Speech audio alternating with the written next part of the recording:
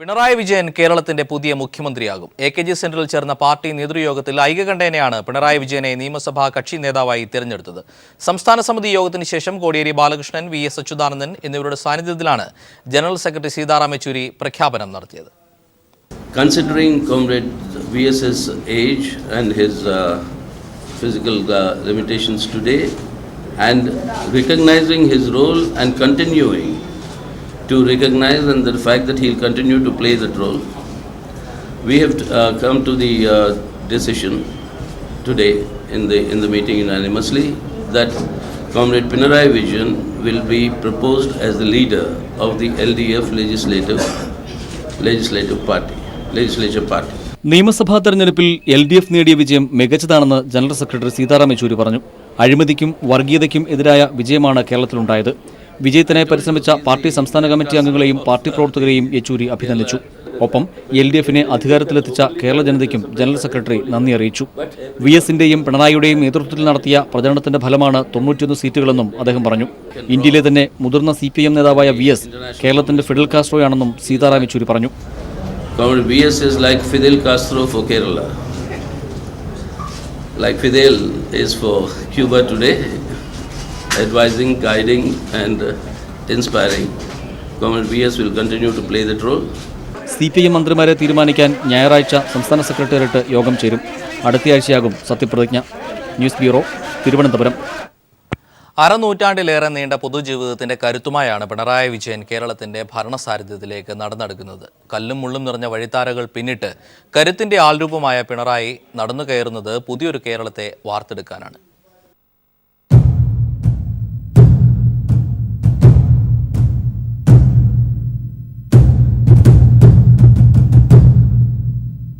പാറപ്പുറം സമ്മേളനത്തിന്റെ ചരിത്രമുറങ്ങുന്ന പിണറായി ഗ്രാമമാണ് പിണറായി വിജയൻ എന്ന കമ്മ്യൂണിസ്റ്റിനെ വാർത്തെടുക്കുന്നത്. 1944 മാർച്ച് 21 ചെത്തുതൊഴിലാളിയായ മുണ്ടയിൽ കോരന്റെയും കല്യാണിയുടെയും മകനായി ജനനം. ഏറെ ബുദ്ധിമുട്ട് നിറഞ്ഞ ചുറ്റുപാടിലായിരുന്നു ബാല്യകൗമാരങ്ങൾ. പിണറായി UP സ്കൂളിലും പെരളശ്ശേരി ഹൈസ്കൂളിലുമായി സ്കൂൾ വിദ്യാഭ്യാസം. പിന്നീട് 1 വർഷം നെയ്ത്തുതൊഴിലാളിയായി ജോലി നോക്കി. തുടർന്ന് തലശ്ശേരി ബ്രണ്ണൻ കോളേജിൽ. ബ്രണ്ണൻ കോളേജാണ് പിണറായിയുടെ രാഷ്ട്രീയ കളരി. 24-ാം വയസ്സിലാണ് CPIM കണ്ണൂർ ജില്ലാ കമ്മിറ്റിയിൽ സഖാവെത്തുന്നത്. 28-ാം വയസ്സിൽ ജില്ലാ സെക്രട്ടേറിയറ്റിലുമെത്തിയ പിണറായി 1970-ലും 77-ലും 91-ലും 96-ലുമായി 4 തവണ നിയമസഭയിലേക്ക് തെരഞ്ഞെടുക്കപ്പെട്ടു. അടിയന്തരാവസ്ഥയുടെ ഭീകരനാളുകളിൽ കൊടിയ മർദ്ദനങ്ങളാണ് സഖാവിന് ഏറ്റുവാങ്ങേണ്ടി വന്നത്. അന്യായമായി പോലീസ് കസ്റ്റഡിയിലെടുത്ത പിണറായിയെ ലോക്കപ്പിൽ വെച്ച് പോലീസുകാർ മാറി മാറി മർദ്ദിച്ചു. പൈശാചികമായ 3ാം മുറകൾക്ക് വിധേയനായപ്പോഴും നിശ്ചയദാർഢ്യത്തോടെ നേരിട്ടു. ക്രൂരമർദ്ദനത്തിന്റെ ബാക്കിപത്രമായ ചോരപുരണ്ട ഷർട്ട് ഉയർത്തിപ്പിടിച്ചാണ് പിണറായി പിന്നീട് നിയമസഭയിൽ പ്രസംഗിച്ചത്. ആഭ്യന്തരമന്ത്രി K കരുണാകരനെ പ്രതിക്കൂട്ടിൽ നിർത്തിയ ആ പ്രസംഗം നിയമസഭാരേഖകളിലെ തിളങ്ങുന്ന അധ്യായമാണ്. പിണറായി വിജയൻ എന്ന കമ്മ്യൂണിസ്റ്റിന്റെ ഭരണ നൈപുണ്യം കേരളം തിരിച്ചറിഞ്ഞത് 96-ൽ വൈദ്യുതി മന്ത്രിയായി അദ്ദേഹം പ്രവർത്തിച്ചപ്പോഴാണ്. കാൽനൂറ്റാണ്ടുകൊണ്ട് നേടാൻ കഴിയാത്ത നേട്ടങ്ങളാണ് ചുരുങ്ങിയ സമയം കൊണ്ട് അദ്ദേഹം നേടിത്തന്നത്. വൈദ്യുതി കമ്മി നേരിടുന്ന സംസ്ഥാനത്തെ വൈദ്യുതി മിച്ച സംസ്ഥാനമാക്കി മാറ്റിയെടുത്തു. ഈ സാഹചര്യത്തിലാണ് ചടയൻ ഗോവിന്ദന്റെ മരണം. പിന്നീട് സംസ്ഥാന ഘടകം കേരളത്തിന്റെ അമരക്കാരനായി നിശ്ചയിച്ചത് പിണറായി വിജയനെയാണ്. പിണറായിയെ നഖശിഖാന്തം എതിർക്കുന്ന മാധ്യമങ്ങൾ അന്നെഴുതിയത് ഇങ്ങനെ: നയനാർ മന്ത്രിസഭയ്ക്ക് നഷ്ടമായത് മികച്ച ഒരു പ്രതിഭയെ. സംഘടനാ ചുമതല ഏറ്റെടുത്തതിനു ശേഷം പിന്നീടങ്ങോട്ട് അദ്ദേഹം നേരിട്ടത് കടുത്ത മാധ്യമ ഭീകരതയെയാണ്. ഇത്രയധികം വ്യക്തിഹത്യയ്ക്ക് വിധേയനായ ഒരാൾ ഇന്ത്യൻ രാഷ്ട്രീയത്തിൽ തന്നെ ഉണ്ടോ എന്ന് സംശയം. ഇതെല്ലാം കമ്മ്യൂണിസ്റ്റ് പാർട്ടിയുടെ സെക്രട്ടറി ആയതുകൊണ്ട് വന്നു ഭവിക്കുന്നു എന്നാണ് ഇതേക്കുറിച്ച് പിണറായി പ്രതികരിച്ചത്.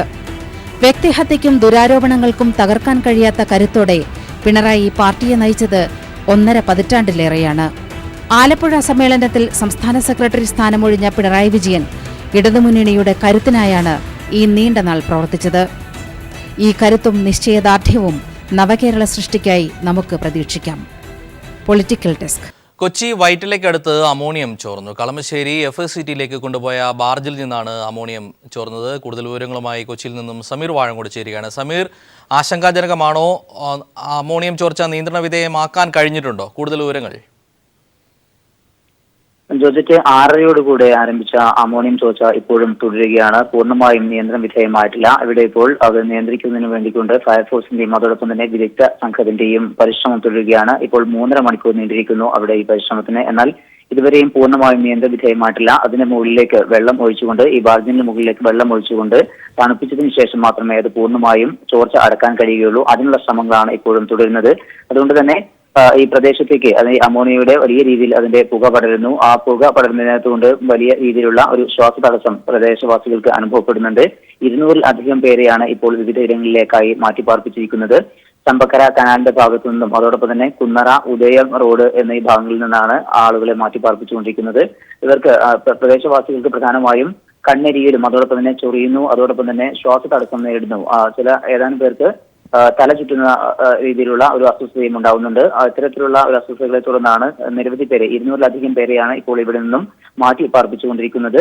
അഗ്നിശമന സേനയുടെയും അതോടൊപ്പം തന്നെ വിദഗ്ധ വിഭാഗത്തിന്റെയും പരിശ്രമം തുടരുകയാണ്. പൂർണ്ണമായും ഇപ്പോഴും നിയന്ത്രണ വിധേയമായിട്ടില്ല.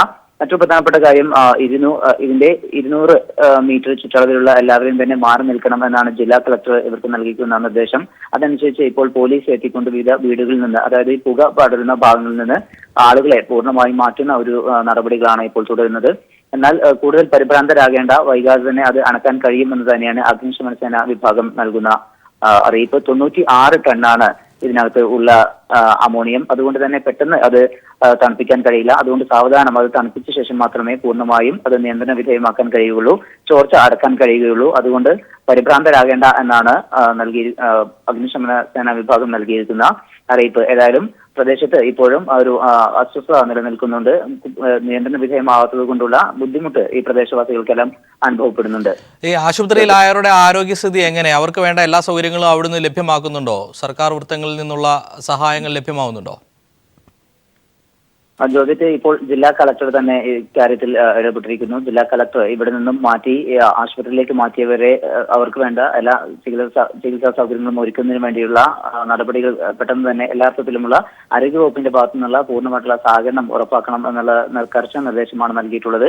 അതോടൊപ്പം തന്നെ ഇപ്പോൾ ആശുപത്രിയിലായത് 2 പേരാണ്. എന്നാൽ ഏതാനും പേര് ഇനിയും ആശുപത്രിയിലേക്ക് മാറ്റേണ്ടി വരുമോ എന്നുള്ള ഒരു സംശയം നിലനിൽക്കുന്നുണ്ട്. പ്രത്യേകിച്ചും പ്രായം കൂടിയവർക്കും അതോടൊപ്പം തന്നെ ചെറിയ കുട്ടികൾക്കും ഇത്തരത്തിലുള്ള ശ്വാസതടസ്സം നേരിടുന്നുണ്ട്. അങ്ങനെ വന്നു കഴിഞ്ഞാൽ അവരെ കൂടെ പെട്ടെന്ന് മാറ്റാനുള്ള ഒരു നടപടികൾ ആരംഭിക്കുന്നുണ്ട്. ആംബുലൻസ് അടക്കമുള്ള സൗകര്യങ്ങളും ആരോഗ്യവകുപ്പിന്റെ ഭാഗത്തുനിന്ന് ഉണ്ടായിക്കൊണ്ടിരിക്കുന്നു. ഏതായാലും വലിയ രീതിയിലുള്ള ഒരു പരിഭ്രാന്തി ഇപ്പോഴും നിലനിൽക്കുന്നുണ്ട്. എത്ര സമയത്തിനകം ഇത് പൂർണ്ണമായും നിയന്ത്രണ വിധേയമാക്കാൻ കഴിയും എന്നത് സംബന്ധിച്ച് ഇപ്പോഴും ഒരു ഉറപ്പ് അഗ്നിശമന സേനയ്ക്ക് നൽകാൻ കഴിയുന്നില്ല. ഏതായാലും അതിനുള്ള ശ്രമങ്ങൾ തുടരുകയാണ്. ജനങ്ങളുടെ ഒരു പരിഭ്രാന്തിയിൽ തന്നെയാണ് എല്ലാവരും ഉള്ളത്. ഏതായാലും വൈകാതെ അണക്കാൻ കഴിയുമെന്നും പരിഭ്രാന്തി വേണ്ട എന്നുമാണ് അഗ്നിശമന നൽകുന്ന അറിയിപ്പ്. ജോർജറ്റ്, വളരെ വ്യക്തമാണ്. കൊച്ചിയിൽ നിന്ന് സമീർ വാഴക്കനാണ് വിവരങ്ങൾ നൽകി. മലപ്പുറം തിരൂരിൽ ലീഗ് ആക്രമണത്തിൽ CPIM പ്രവർത്തകൻ കൊല്ലപ്പെട്ടു. ഇന്നലെ നടന്ന ആക്രമണത്തിൽ പരിക്കേറ്റ് ചികിത്സയിലായിരുന്ന കൽപ്പകഞ്ചേരി സ്വദേശി ഹംസക്കുട്ടിയാണ് മരിച്ചത്. കൂടുതൽ വിവരങ്ങളുമായി KT സ്വാലിക് ചേരുകയാണ്. സാരിക്, കൂടുതൽ വിവരങ്ങൾ. ജോർജറ്റ്, മലപ്പുറം കൽപ്പകഞ്ചേരിയിലാണ് മുസ്ലിം ലീഗ് പ്രവർത്തകർ ആക്രമണം നടത്തിയത്. കടുങ്ങാത്തുകുണ്ട് സ്വദേശി ഹംസക്കുട്ടിയാണ് മരിച്ചത്. ഇന്നലെ തിരൂരിൽ മുസ്ലിം ലീഗ് സംഘടിപ്പിച്ച വിജയാഘോഷത്തിനിടെ ഹംസക്കുട്ടിയുടെ വീട്ടിലേക്ക് പടക്കമെറിഞ്ഞിരുന്നു. ഇത് സംബന്ധിച്ച് പോലീസിൽ പരാതിപ്പെട്ടിരുന്നെങ്കിലും ഒരു നടപടിയും ഉണ്ടായിരുന്നില്ല. പകരം ഇന്ന് വൈകിട്ട് വീണ്ടും ലീഗ് പ്രവർത്തകർ സംഘടിച്ച പ്രകടനവുമായി വന്ന് ഹംസക്കുട്ടിയുടെ വീട് വീണ്ടും ആക്രമിച്ചു. പടക്കമെറിഞ്ഞ് വീടിന് തീപിടിക്കുകയും ചെയ്തു. ഇത് ചോദ്യം ചെയ്യാനെത്തിയ ഹംസക്കുട്ടിയെ ലീഗ് പ്രവർത്തകർ കയ്യേറ്റം ചെയ്യുകയായിരുന്നു. കുഴഞ്ഞു വീണ ഹംസക്കുട്ടി ആശുപത്രിയിലേക്ക് കൊണ്ടുപോകുന്ന വഴിയാണ് മരണപ്പെട്ടത്. ഇദ്ദേഹം ഹൃദ്രോഗിയാണ് എന്നാണ് പറയുന്നത്. പ്രദേശത്ത് ഏതായാലും സംഘർഷാവസ്ഥ നിലനിൽക്കുകയാണ്. CPIM പ്രവർത്തകർ ഇപ്പോൾ കൽപ്പകഞ്ചേരി പോലീസ് സ്റ്റേഷൻ ഉപരോധിച്ചുകൊണ്ടിരിക്കുകയാണ്. നാളെ കൽപ്പകഞ്ചേരി, വളവന്നൂർ പഞ്ചായത്തുകളിൽ CPM ഹർത്താലിനും ആഹ്വാനം ചെയ്തിട്ടുണ്ട്.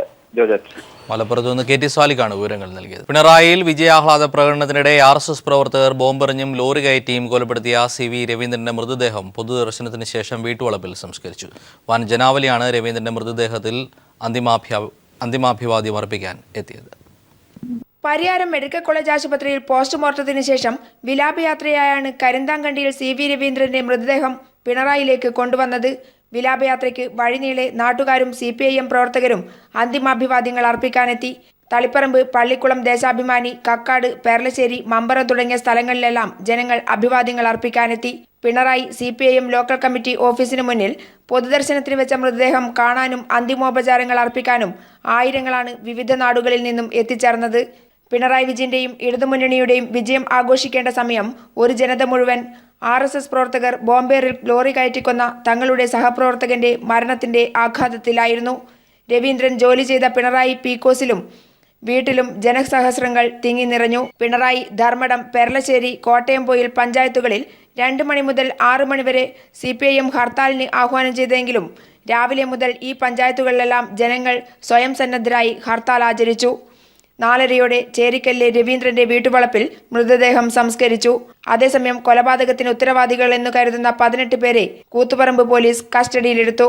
പുത്തൻകണ്ടത്തിലെ RSS പ്രവർത്തകരായ പ്രേംജിത്ത്, പ്രനൂപ് എന്നിവരുടെ നേതൃത്വത്തിലാണ് കൊലപാതകം നടത്തിയതെന്ന് പോലീസ് അറിയിച്ചു. സമാധാനം നിലനിന്നിരുന്ന നാടായിരുന്നു പിണറായി. അതുകൊണ്ട് തന്നെ കൊലപാതകം നാടിനെ നടുക്കിയത് ചെറുതായല്ല. ആയിരങ്ങളാണ് രവീന്ദ്രന്റെ മൃതദേഹം കാണാൻ പിണറായി ടൗണിലേക്ക് ഒഴുകിയെത്തിയത്.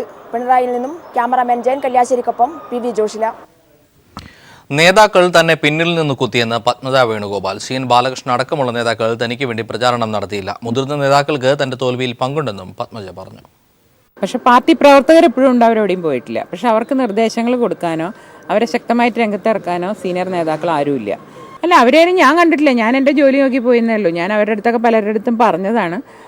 ചിലവർ പുറത്തു വന്നു, ഉള്ളിൽ നിന്ന് എന്താ ചെയ്തതെന്ന് എനിക്കറിയില്ല. പക്ഷേ അല്ല, പാർട്ടിയുടെ അടിത്തറ തന്നെ ഇളകിയിട്ടുണ്ട് ഇവിടെ. അത് ഇനി ഒരു ദിവസം കൊണ്ടൊന്നും അത് സിമെൻറ്റിട്ട് ഉറപ്പിക്കാനൊന്നും പറ്റില്ല. 2ാം തട്ടിലുള്ള നേതാക്കന്മാർ വളരെയധികം സഹകരിച്ചിരുന്നു. പിന്നെ താഴത്തെ തട്ടിലെ പ്രവർത്തകരും സഹകരിച്ചിരുന്നു. മുകളിലത്തേക്കുള്ളതിൽ ഞാൻ ഇപ്പോൾ അഭിപ്രായം എനിക്ക് പറയില്ല. ഞാനത് എൻ്റെ പരാതിയും KPCയിലേക്ക് എഴുതി കൊടുക്കുന്നുണ്ട്. കാരണം ആരെങ്കിലും ഒരാൾ പറഞ്ഞില്ലെങ്കിൽ ഇതിങ്ങനെ നീണ്ടുപോകും. കഴിഞ്ഞ കോർപ്പറേഷൻ തൊട്ട് തുടങ്ങിയതാണ് ഈ ഒരു ബുദ്ധിമുട്ടുകൾ.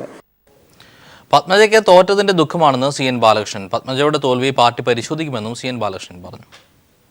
തോൽക്കുമ്പോൾ വിഷമം കൊണ്ട് പലതും പറയും. ഇവിടെ ജയിക്കാൻ വേണ്ടി ഞങ്ങളെ കഴിവുകളൊക്കെ ചെയ്തിട്ടുണ്ട്. പരാജയത്തെ സംബന്ധിച്ച് അവർക്ക് മനസ്സിന് വിഷമം ഉണ്ടാവും. അപ്പോൾ പിന്നെ ആരുടെ പേരെങ്കിലും പറയണ്ടേ. ഞങ്ങളുടെ പാർട്ടി സ്ഥിരത മുതിർന്ന നേതാക്കന്മാരെന്ന് പറഞ്ഞാൽ ഒന്ന് തേർമ രാമകൃഷ്ണൻ, ഞാനാണ് ഇപ്പോൾ ഈ കാര്യത്തിലുള്ളത്. KPCCക്ക് എനിക്കറിയാമല്ലോ എന്താണെന്നുള്ളത്. പരാതി കിട്ടും, അന്വേഷണം നടത്തും, തെറ്റുകളുള്ള ആൾക്കാർ ശിക്ഷിക്കും. അതിനിപ്പോൾ എന്താ പ്രശ്നമുണ്ടോ? ശിക്ഷിക്കുന്ന കാര്യത്തിൽ CN ബാലകൃഷ്ണൻ, തേർമരാമകൃഷ്ണൻ ഉണ്ടാവില്ല. തെറ്റിദ്ധാരൊന്നും വേണ്ട ആർക്കും. ഞങ്ങൾ 10-60 കൊല്ലം, ഞാൻ 65 കൊല്ലമായി പാർട്ടിയിൽ.